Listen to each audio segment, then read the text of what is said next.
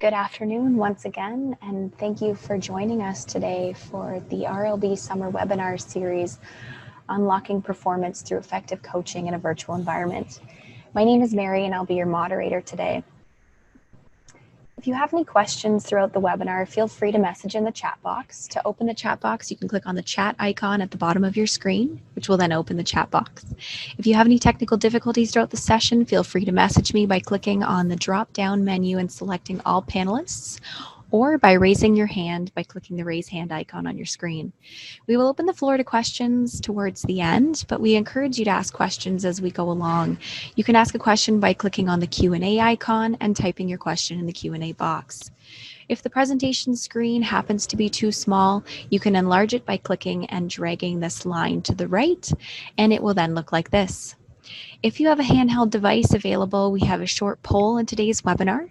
You can participate by going to www.menti.com and typing in the code 643879. Without further ado, I will pass it over to our HR expert, Crystal Dunlop. Good afternoon, Crystal. Thank you, Mary. Hi, everyone. It is a pleasure to be here with you all today. You know, it's been a trying time for us all to come together to have such powerful conversations as we're about to have today is very exciting, and I'm very much looking forward to it. Before we dive into it, I just wanted to address naming a presentation like this is always a little bit tricky. So we talked about the coaching in a virtual environment, but there's also been some messaging in the content of it around recovery and recovery for your business and what COVID has brought to us. So what we want to do is reconcile those 2 points and bring them together today to talk to you about energy and how it's important and going to play such an important role in recovery as we go forward, as well as adding value by bringing energy into the discussions, whether that's virtual coaching that you're doing with your team or some just tools and takeaways on that energy piece that you yourself will be able to implement. And when you yourself have that energy and that recovery time, it will in turn lead into those you coach and lead, and leave both sides feeling with quite an energized, valuable conversation. So with that, I have the pleasure and privilege of having a conversation with Brady Wilson here today.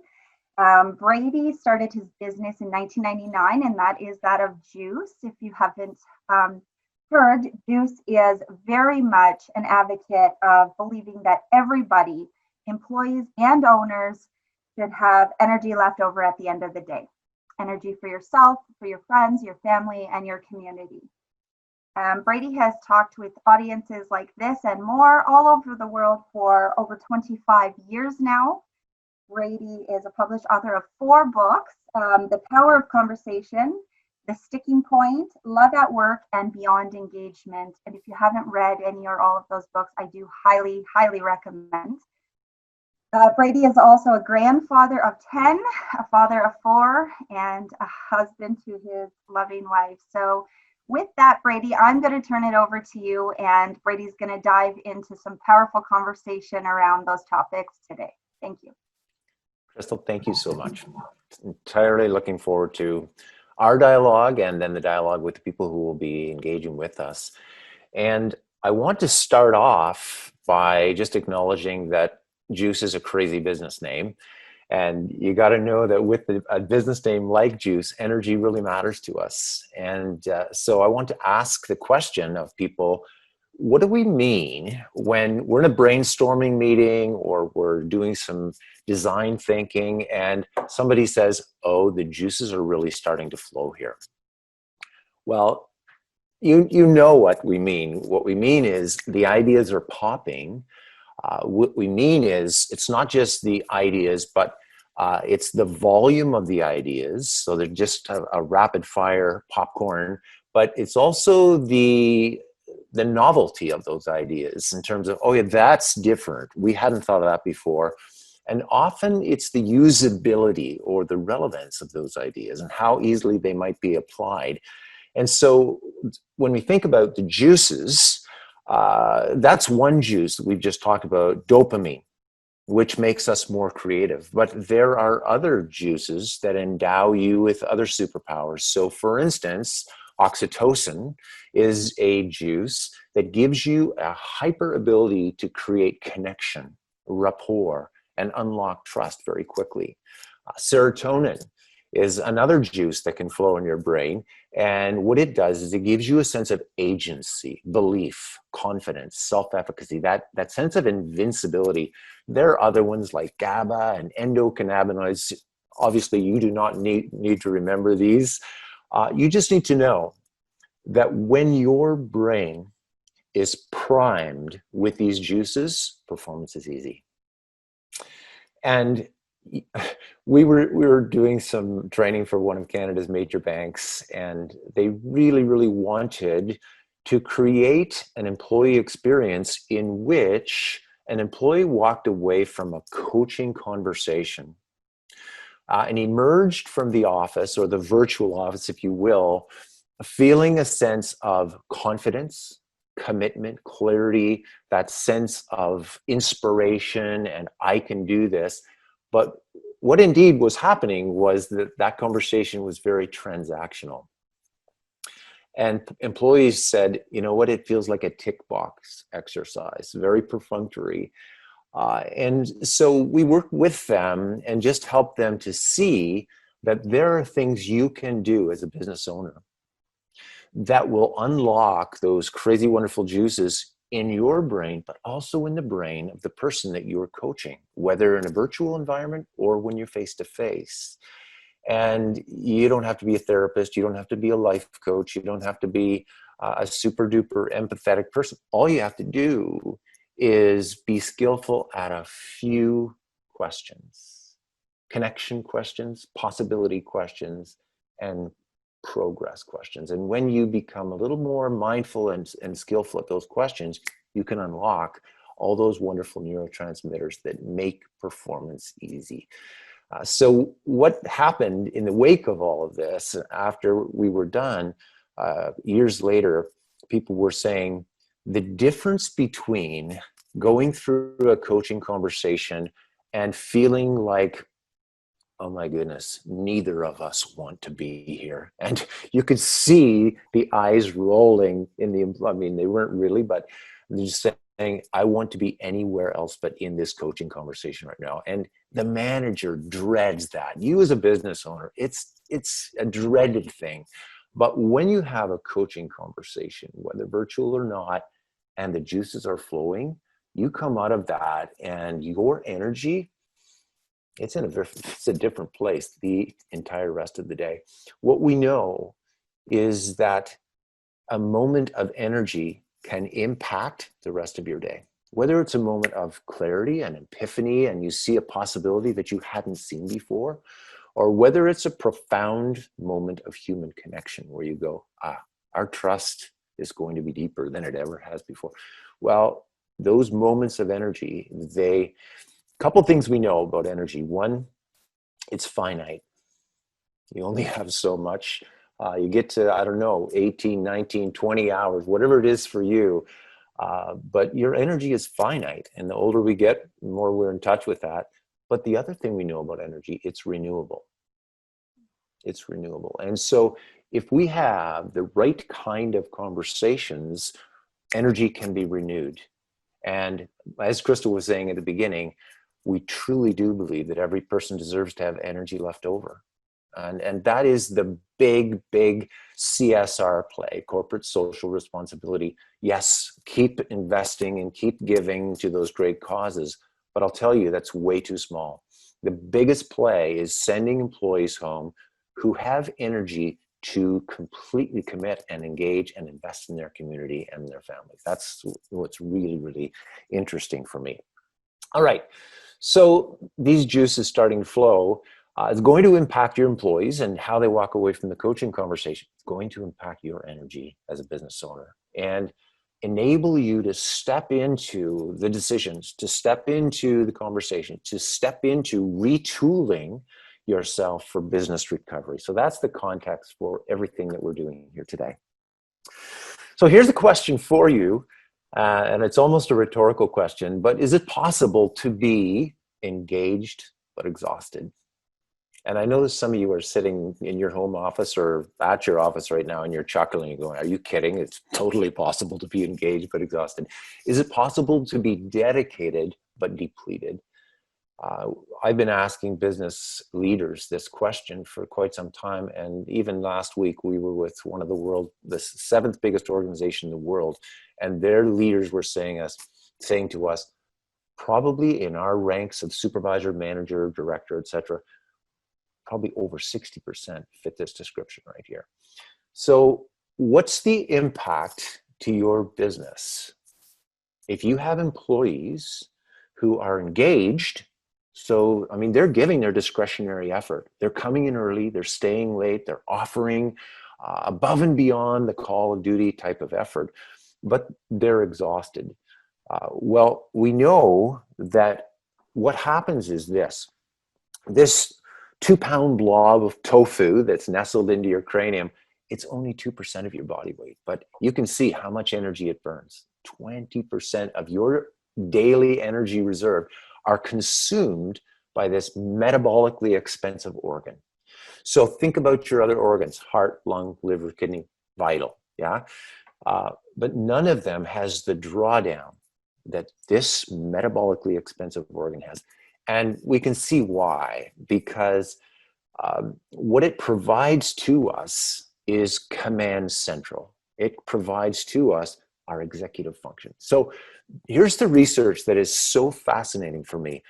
When you are engaged but exhausted, dedicated but depleted, the first thing you lose access to is not all those autonomic functions of your brain that control your immune system, your digestive system, your fight and flight mechanism. They keep running because that's about your survival. But the first thing that goes, because your brain is very judicious in its use of energy, is your executive function, because it is so expensive. So what happens to you or your employees if they're exhausted and they lose executive function? Well, what does the executive function do for us? So just think about that question and I know what's happening in some of your minds right now. You go, it gives us the ability to focus our attention in the midst of massive distractions. Executive function gives us the ability to regulate our emotions in high stakes, high tension situations. Gives us the ability to take all these disparate pieces of data when we're just inundated with information and to connect the dots in surprising ways, create adjacencies that produce innovative solutions. It's the ability to foresee the downstream implications of a decision, of a strategy, of a behavior. The ability to execute, follow through, implementation, strategize, that's the executive function. And so if we are thinking about business recovery, executive function is vital, right? Because these are the power tools of value creation. These are the power tools of an unforgettable customer experience. They're the power tools of innovation and strategy. So having an energized brain with the juices flowing becomes pretty vital for both business recovery and for the types of coaching conversations that we are really, really interested in. So as I said, energy is finite, but it's renewable. And how do you renew energy? It's all about getting to what matters most. Not sure whether any of you have read the book Essentialism by Greg McKeown. Crystal, you've read it? Oh, great book. I've read this book now. I hardly ever read a book more than once. I've read this book 5 times. Unbelievable. And so essentialism, there are this many things in your world that add this much value. There are only this many things in your world that add this much value. The work of the essentialist, how do I carve out the trivial many and get to the vital few? So our parlance for that, our language for that is what matters most. So when you're coaching an employee, I will guarantee you there will be 4 or 5 things that matter to that employee. But here's the beauty of what matters most thinking. There's only ever one thing that matters most. And if you can, as quickly as possible in your conversation, have a point of ignition where the employee sees in your eyes that, oh, she gets what matters most to me, then what happens is oxytocin starts to flow in her brain. Serotonin starts to flow in her brain. Dopamine starts to flow. And the coaching conversation has an entirely different tone to it than it might have otherwise. So let's find out what your energy is like right now. And if you haven't already, please grab your handheld device. Hopefully it's close by. Go to www.menti.com. You can see it on the top of the screen. And you're going to see the opportunity for you to punch in a code. The code is 643879. And we would love to know how energized you are at work. We know that we have business owners here. We have people in different functions. And you can imagine red is I am thoroughly depleted. Yellow is I'm somewhat drained. Yellow, green, somewhat energized. Green is I am thoroughly energized. I am good to go. And we've got a lot of people. Okay. See the numbers coming up here. And maybe I'll just check in with Mary and you could just let me know what is the number of people we've got on the call, just so I don't painfully go on asking people to keep inputting when we're already there. So it looks like we've got about 18 people attending right now. Fantastic. Okay, so we're 2/3 of the way there right now. We're just going to give you a few moments, the rest of you.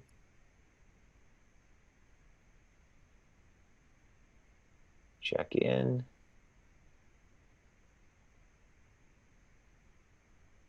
At this point, it's a good news story. I mean, we'd love to see more of those yellow and yellow-red people off into the green and the yellow-green, but you know, we've got 50% who are in either yellow-green or green, another 50% in the yellow or yellow-red, kind of almost evenly split there, the north end of the spectrum. Okay, so 47% of us are in that gap, pretty good to go, pretty energized despite COVID. And then we've got another 50% that are saying my energy could definitely be in a better place. Well, let's drill down and let's find out what is it that's energizing you for those of us who are saying I'm green, and what is depleting you. Okay, so let's go to this next question. You see these 5 categories, and you're gonna get a lot more on these 5 categories in the minutes to come. But first, belonging. So my role, my team, this organization are a perfect fit for me. I'm having the right types of conversations, connections. I feel like people have my back. Second one, security. My world feels clear, ordered, structured. I've got the right systems. There's a sense of predictability, rules, and fair play. It's not terrorizing for me in my current environment. The sense of freedom is a third one. I have the space, number one, to decide. I have the decision-making latitude. I feel like it's okay for me to take risks here. And that one's coming to the top right now. And then significance. People see that I matter. So there's a sense of recognition. There's a sense of appreciation for what I bring. I am feeling I'm making progress. There's a sense that my work is quality work. It really matters. The next one is meaning. I feel like I'm contributing to a purpose greater than myself. So this is the cause. This is that sense of the greater good, what we're doing in society. Look at this. Yeah, that meaning piece is coming right to the top. Security is definitely not energizing us right now, which is completely understandable. Highly VUCA environment, right? Vulnerable, uncertain. Yeah. Okay, and neck and neck, we've got belonging and meaning. Interesting. And we were going to hear from another 4 or 5 people just before we talk about this one. Crystal, please feel free to join into this in terms of anything that you're seeing here. Yeah, I'm not at all surprised to see the depletion around the security. I think that's something a lot of us struggle with in the best of times, and COVID just brings answers we can't give to anyone, and it's just so uncertain, and it's an energy drain worrying about that. So yeah. And one thing I will mention is that with this organization I was with the other day, director, VP, SVP, and up in a big organization, the thing that was most depleting for them, and we're going to find this out what happens with this group, was security. And historically, when we do this poll, security, for leaders, it's like, I can deal with ambiguity. Like, I'm not thinking about my paycheck, thank you very much, that type of thing. But security has really come to the top in terms of what's depleting people, and certainly not energizing. So here we go. We're pretty much in. And so this sense of belonging and meaning are two that are truly energizing people, despite the lack of security and despite a lower score on significance. We're finding that the cause is still energizing us, and the sense of connection we have with our coworkers are still energizing. Well, let's find out what's depleting. It could be the exact opposite, but it's not always the case. So what's depleting your energy? And you're going to see the 5 categories: belonging, security, freedom, etc. But so team strife, my role is not a good fit for me anymore. The culture doesn't seem, what I value is not what my organization values. Lack of security, I don't have the clarity. There's too much chaos, not enough structure, perhaps too much change. Lack of freedom, I'm feeling micromanaged. My boss keeps calling me every single day and says, are you spending enough time at work, or are you walking your dog, or something nasty like that? Not free to take risks and learn, too much status quo. We've got significance. I don't feel valued, respected, not able to make the progress I want to make. I don't feel I'm getting enough challenge. One of the big pieces of research that's come out just recently is one of the key reasons people are leaving their jobs is not pay or anything like that. It's, I want more challenge. And it has to be doable challenge. It has to be enough of a stretch where it's meaningful. But that lack of challenge is really interesting, because one could expect that in the midst of COVID, people would say, hey, dial back the challenge. It's not the case. Okay, so what's depleting? We've got 2 things at this point, and a few more people to come in, but lack of significance, feeling of potentially recognition, and that acknowledgement of what we are producing. Lack of security. They're head and shoulders above everything else there.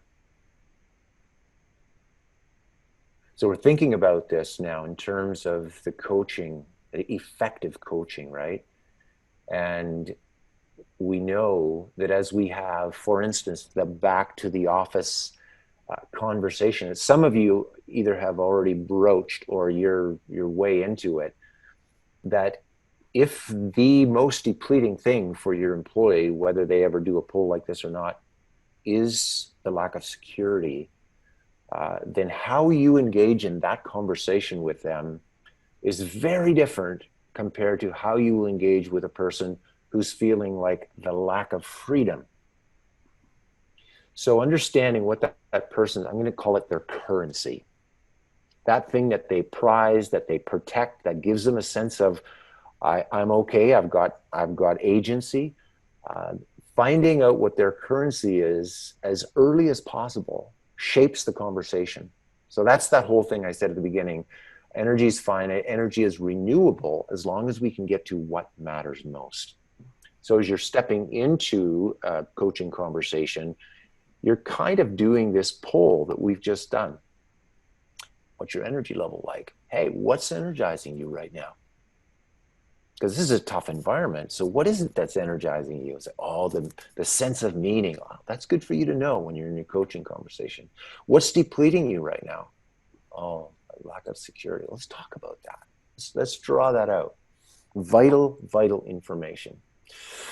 So in the next few minutes, let's step into what it is that can help you with business recovery, what it is that can equip you to be the type of leader that when your employee leaves the office or the Zoom call, they leave and they have a conversation with somebody and say, that was an outstanding coaching conversation. And if the person were to drill down and say, so tell me about that, the words that would come out is, I'm way more confident. I'm way more clear on how I can succeed. They wouldn't necessarily say this, but what's coming out is a sense of inspiration. I'm more committed. We are aligned. My manager and I are aligned. There's a sense of mutuality and reciprocity. I'm not being parented, I'm being partnered with. And so how do you get there? Well, it's understanding that that person and you have these oxygen-like, biologically urgent needs. And we've already seen them, so they're not going to be a surprise to you. But let's just unpack them a little bit. So if we think about what are the needs that are biologically urgent and oxygen-like, here's what they are. As I said before in the Mentimeter poll, belonging, security, freedom, significance, and meaning. But if we begin to unpack that, there are some people who work for you, and what matters most to them are the team harmony, the quality connections, that sense of close relationships in the workplace, being included, feeling heard. This is a person for whom coming back to the office is like, whoa, right?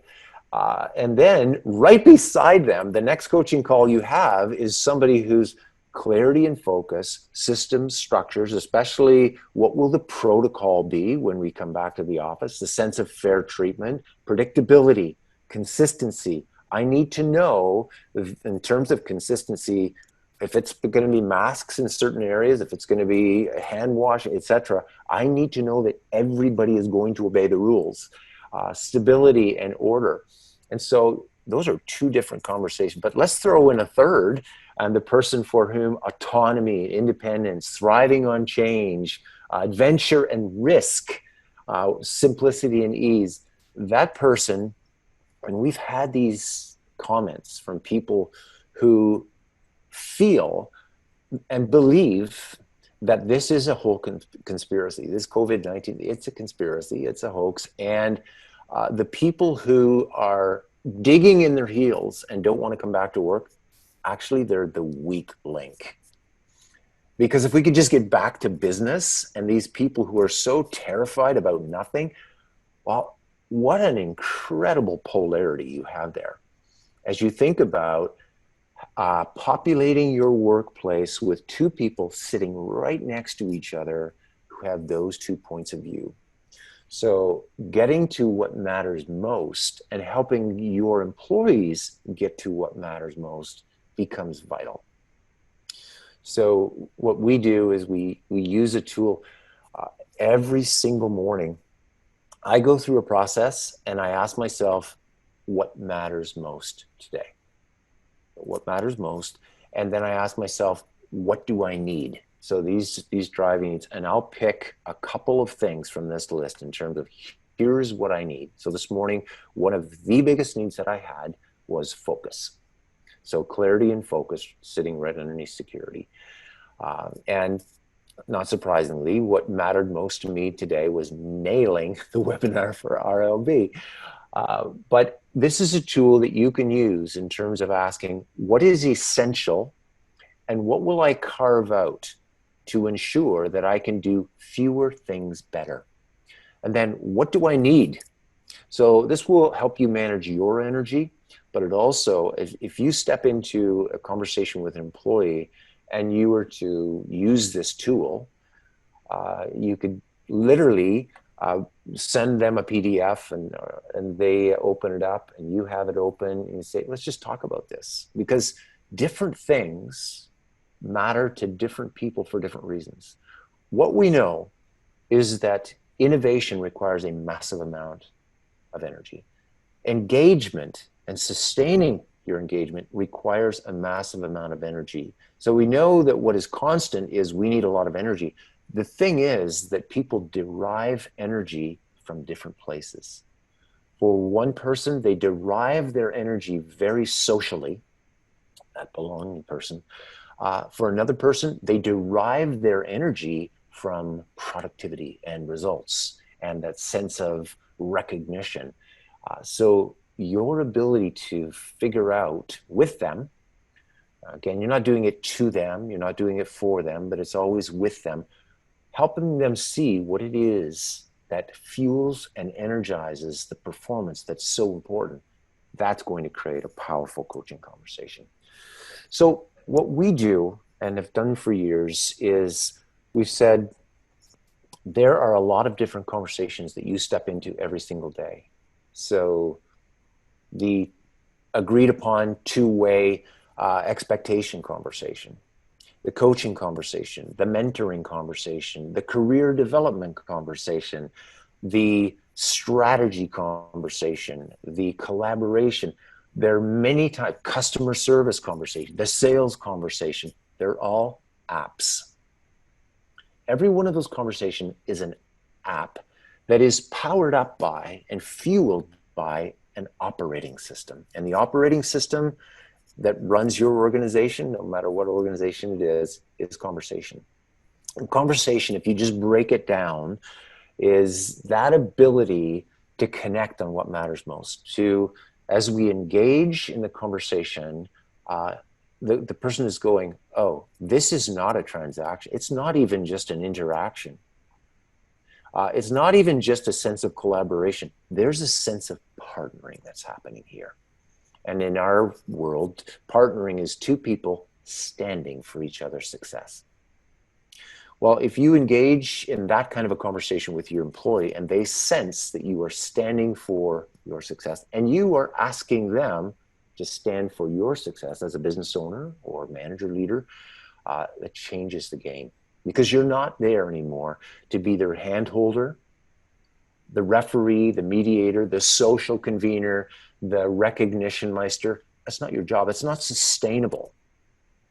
Every person has to manage their own energy. Every person has to manage their own engagement. So we're not parenting, we're partnering. So this is a partnering operating system. Your ability to connect on what matters most. And to do that, you got to get what matters to the person, but you've also got to get why it matters. And then you've got to prove that you get it by somehow reflecting or doing some sort of summarizing or paraphrasing, whatever works for you. But you've got to prove that you understand what matters most to them. And then it's very possible that when we get each other, there's a sense of conflicting needs, competing points of view, where there are priorities that are colliding with each other. Well, so what's possible in this situation? And a person says, I'm never coming back to work. And you're going, well, let's talk about that, because the impact on the team, the impact on the customer, and the impact on me in terms of managing you, if you decide you're never coming back, we are going to have a conversation about that. So we got two sets of needs that are colliding. So how could you and I find out what is possible as it relates to you feeling completely safe and me having a relationship with you and the team having a relationship with you where there's those accidental collisions and collaboration where we're all of a sudden at elbows distance from each other, but where we see things that we never would have seen had we been virtual all the time. So let's understand what's possible, and let's find the space of common ground. So I get that for you, you are taking care of an aging parent. And so the prospect of coming home and infecting your aging parent, terrifying for you. And I completely get that. And the work that we do requires some of you in the office. So is there a way for us to ensure that you've got your bubble, not a social 10-person, but you're in a sense of an envelope that is safe while you're at work, and we're also able to move forward all the things that we have to move forward? Well, often there is some sort of an innovative solution. So we start to co-create this path to progress. So we're now starting to integrate competing needs, figuring out an innovative solution, agreeing on a path forward. I'll just share a quick story. This is another banking situation, and we had a branch manager, and the bank was putting a big thrust on selling credit cards. So this happens inside banks, and what happened was there were a lot of people in this particular branch who were doing a reasonable job selling credit cards, but there was one person who had been around for a while, and I mean, he was talented, he was educated, he was knowledgeable, but he wasn't selling credit cards. And it wasn't like he wasn't committed. So anyway, this branch manager starts to have coaching conversations with him, and she goes, I think it might just be a product knowledge thing. So she goes down that path, and it turns out he's got the product knowledge down. She's going, okay, so it must just be motivation. So she starts to sell the thing, you know, how this will affect your career and whatnot. And it's like, oh no, he's motivated to be successful, but he's still not selling credit cards. So is it commitment and dedication went down that path? No, he's completely committed to the success of the branch and to my success. And so walked away from the first coaching conversation kind of mystified. It was one of those where they both went, what was that? Went to the regional vice president, and the regional vice president said, okay, so have you gotten to that driving need that, you know, we talked about with juice? And I think so. Well, why don't you go back and have another conversation just so you nail that? So went back and found out that what mattered most to this particular employee was belonging, the social part, the friendship, and with the clients as well, feeling that they would never sell out and push something that would destroy the relationship that they had with their clients. So when the branch manager found that it was all the currency for this person was all about belonging, what she said was, I just had this brainwave, and I don't know if this is going to work for you or not, but I have this thought. Would you be interested in facilitating a process for our team where we draw out the best practices around selling credit cards? Now, it's going to be a bit dodgy because everybody knows you're not the poster boy for selling credit cards, but I think they would give you the space to do that. And he went, oh, I would love that, because he's a facilitator. He's going to get the relationships going. So he started doing that, pulling out best practices, and they went over this for weeks. Question for you. What do you think happened to his credit card sales? It's a true story. His credit card sales went way up, and the credit card sales of the entire team. So her currency in that situation was significance. She wanted results, she wanted productivity, she wanted reputation, she wanted legacy, she wanted all of that. But she had to figure out, how do I modulate my approach in this coaching situation to come with the currency that matters most to this particular employee? And when she found out the currency was belonging, she went, okay, you could facilitate a process, and let's just see what happens to your results. It wasn't a slam dunk, but in this particular case, getting to what mattered most unlocked the productivity and all of that significant currency that she was after. So this is a way that we step into a coaching conversation, but this is a way you could step into a customer service conversation. Let's face it, if you can connect on what matters most with a livid customer, if you can understand what's possible, given the constraints that you have in terms of what you can do to recover the situation, and if you can then co-create a path of progress, That's going to create a really good customer service conversation. That would create a really good sales conversation. So the reason I give that to you is that you could go on courses on how to do a great career development conversation, how to do mentoring, how to do coaching, or you could just get really skillful at connection questions. You could get really skillful at possibility questions. You can get skillful at progress questions. And that is going to serve you in all of the conversations that you have every single day. But let's just get back to the beginning here. I said when the juices flow.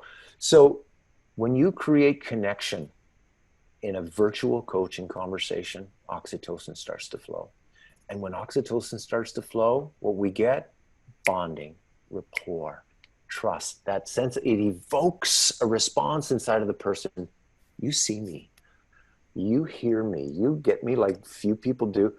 I would work with you. When you are able to trigger a sense of possibility, where people have these self-limiting beliefs, where they've lost their agency, they are stuck in victimitis sometimes. You know how difficult those coaching conversations are. But when you can trigger a sense of, oh, there's potential, there's opportunity that I hadn't seen here, dopamine starts to flow. And when dopamine starts to flow, so it is the creativity molecule and ingenuity, innovation. It's the seeking drive.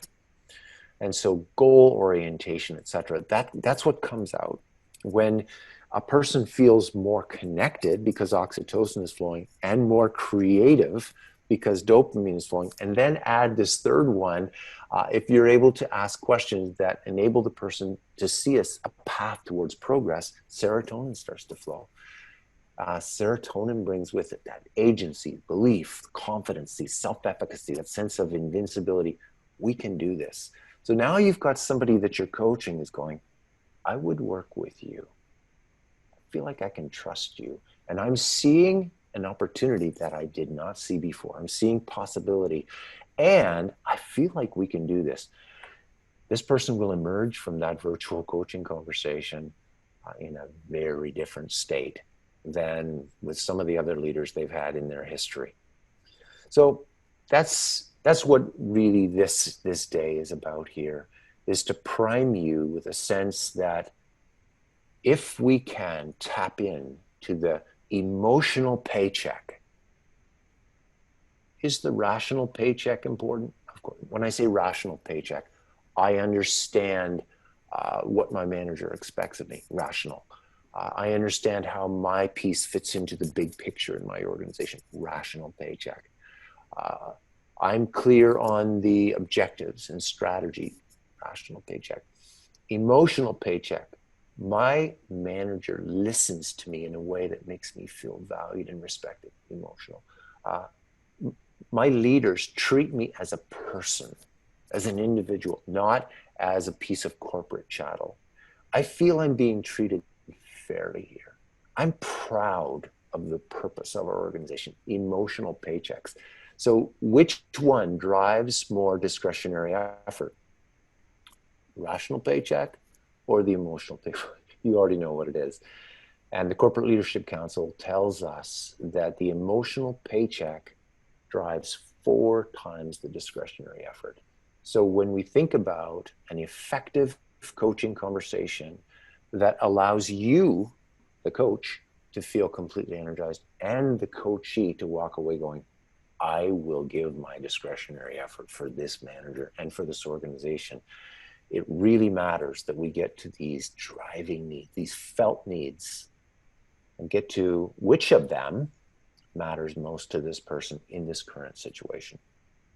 So at this point, that gives us all we need to step into a conversation. And Crystal and I are so excited and entertaining all of your queries, your pushback, your insights, your experiences as well. But before I even open it up to the floor and what's happening in chat, Crystal, I want to get your insights as well. What have you seen that would either enhance this or build on it what are your thoughts? And then we'll find out what people are saying. Yeah, no, great. And thank you for walking us through that great information and the layout to follow. I know some people have asked for these slides to share, and you mentioned sharing a PDF with the person you're having a conversation with as a tool and saying, let's talk about this. What I would add is if this is the first time this person's been asked to do something like that, or it's different for your culture, or it's going to feel, a little funny the first time you're doing it, people might not know or want to admit that they need this significance, or they're feeling vulnerable around security, for example. So one of the questions I would suggest that we found very effective in getting to some of those currency understandings, if you will, is asking them in the last 3 months, what has been your best day at work and why? What were you doing? Who were you working with? What client were you on? Or, what was it about that day? And then the counter, what was your worst day in the last little while, and what were you doing there? And sometimes that organic conversation will then give you that currency you're looking for, and you can understand, this does fall in significance, or this is really in the freedom bucket. And then you can tailor that coaching and mentoring for the path with that person from finding it out that way. I find that very, very valuable. That is such a useful insight for sure. Because they might not always know these terms or understand how to communicate, especially the first little while, but they can relate to something they've done and recall that and share that. So the other piece is being vulnerable as the leader, having the conversation. So yeah. I think being really transparent and open if this is new for you, or if it's not, that you are vested in their success the same way they need to be in yours, as you said, Brady. So this is a win-win, and how do we get there together? And if it feels one-sided one way or the other, that trust doesn't necessarily build the same. Yeah, for sure. I think that vulnerability allows a leader to even frame up the conversation and say, we're about to get into the return to the office conversation, just as an example. And you have to know that part of me is a little bit on pins and needles, because I can encounter two very different points of view.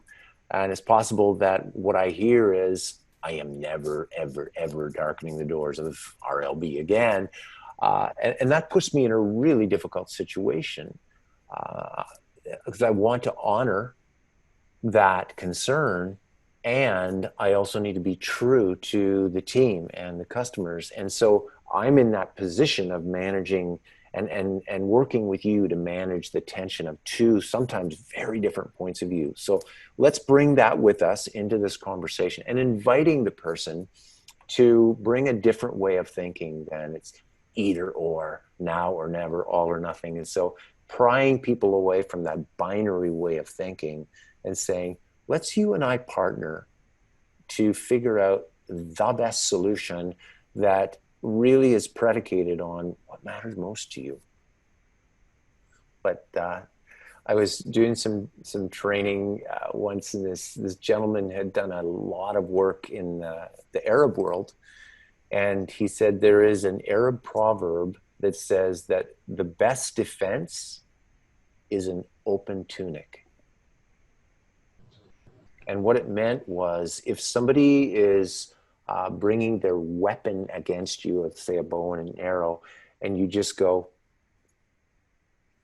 with an open tunic, it's like when you're about to rip somebody apart because they did something, and before you can light into them, they apologize. I am so sorry. It's just your big balloon just deflates, right?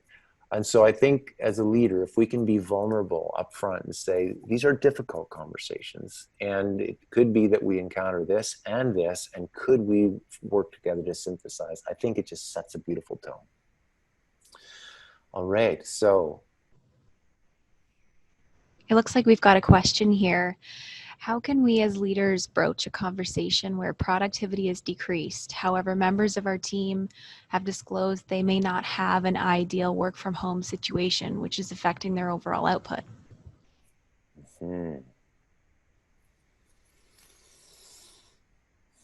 Yeah, I think that's a really tough one in this situation. I mean, outside of COVID, work from home would be planned with a setup, tools, all of those things. And this was forced upon most of us. So less than ideal circumstances have happened.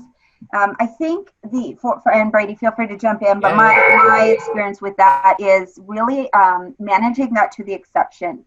So, not assuming everyone's unproductive because of work from home, first of all, and then just talking to those one on one and having these conversations when the productivity isn't there. So, is it because they're missing that sense of belonging and need to be socialized again, and they have, isolation, fatigue, or whatever that may be? Is it because of this circumstance specifically? They don't have childcare and their 2 and 3 year olds are, on the screen and they just can't work until bedtime. And by then they're tired. Like, I really believe it's a unique managing the exception right now. Again, that doesn't go forever, but for now it's that. And then working with that individual. Is there a technology solution we can get for you? Can we change your hours or your role temporarily? Just coming up with creative solutions together to find out what it is they truly need and would enhance that. Because to Brady's point earlier, they may very well be highly engaged in just that energy piece because of the frustration of productivity is what's affecting their work. It's not their personal desire to not want to do well or not pull up their socks for the rest of the team. Brady, have you experienced this through this? Yeah, for sure. And I think honing in on that, the what matters most, the driving need that could be decreasing their capacity. And it's interesting because often we see this with super performers. And when we think about the super performing collaborator or integrator, the research shows that that is most often a female. And which is interesting, right? It's not that males can't be super collaborators and can't be super integrators, but more often they're. But the thing is, a super collaborator and a super integrator is that everywhere. So she is that at home as much as she is that at work. And so when she's at home, she is so a star performer is a star performer everywhere. So at home, she feels she has to do everything. And I know this is a bit of a stereotype, but we've had so many of these super performing female collaborators tell us this and just saying that I always feel like I'm letting somebody down. I can't do enough for my kids, or I can't do enough for my neighbors anymore, or et cetera. And I can't do enough at work. And so helping that person understand, as we're having our coaching conversation, let's really look at what's possible. And let's really look at that belief of, can I do it all? Because in this question, we're saying we've got a lapse of productivity that we have to address. And we've got an environment that is not allowing that person to do their part in terms of lifting the productivity. So let's look at the belief system, because often we ascribe to the belief system that I can do it all. And the I can do it all doesn't allow the person to be productive in the workplace as much as they need to be, and it doesn't allow the person to be as present as they need to be at home either. And so sometimes that coaching conversation is very much the essentialist one of helping the person see that, yeah, what is most essential in COVID, and how do we help you carve out the trivial many in order to stay true to those 4 or 5 things. And that can be incredibly helpful for so many of us who feel like, yeah, there's just no way for me to ever win. I'm always going to fail somebody.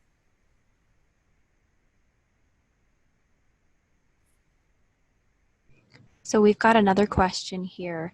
How can you offer recognition in a remote setting?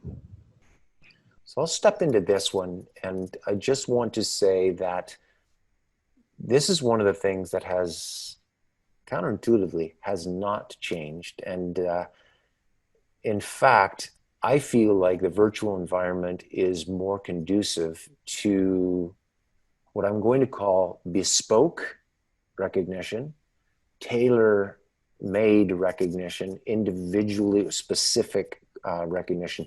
So one of the things we know about high performers is they detest democratic recognition. What do I mean by that? The recognition where a manager says to the entire team, everybody, you did such an amazing job. And everybody knows full well that there are 2 or 3 underperformers who haven't been pulling their weight. And the manager is giving democratic recognition. Well, high performers don't want that. What they want is highly differentiated recognition. And so they don't necessarily need the kudos in front of the rest of the team. What they need is a manager who can get them on a Zoom call and say, I want to talk about the impact you've had. And I want to talk about how much value you have created from our client's point of view and how that is driving organic growth. I want to talk about the innovations you brought. I want to talk about the extra effort and extra thought that you've put in that just has differentiated you from the rest of the team. And I want you to know how much I appreciate and acknowledge what it is that you're bringing.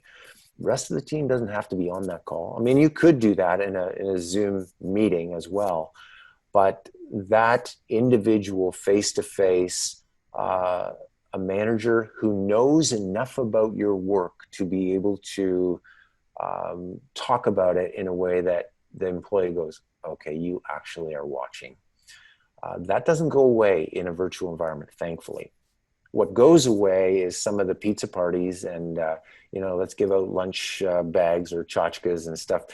But that extrinsic motivation, that those types of recognizing people extrinsically don't really do much in terms of lasting and sustaining feelings of recognition. So I think we can still get on a Zoom call and have that incredibly meaningful. And the other thing that can be incredibly differentiating for you as a manager is for that person to open up their mailbox 3 days later and receive that antiquated thing that we never see, that relic, a letter, just with a handwritten note. It says, we had the conversation 3 days ago, or we had the conversation this week, but I couldn't help but write this down because I thought it would be really meaningful for you just to be able to read it again and again. So here's the thing that matters so much to me in terms of what you bring. I mean, that person will not lose that letter. So now we've got a hybrid. There's the virtual piece, and there's the digital piece, and there's the analog piece. And that analog piece really pairs up nicely with the digital. That's great. Thank you so much, Brady and Crystal, for answering those questions. Thank you very much to all of you today who joined us for our 3rd session in the summer webinar series. We do have 2 more sessions coming up on August 12th and August 19th. If you'd like to register, feel free to visit rlb.ca/events to do so. And if you have any follow-up questions for Crystal and Brady, please feel free to email marketing@rlb.ca and I will be sure to forward it to them. Thank you so much for joining us, and thank you, Brady and Crystal, for your time.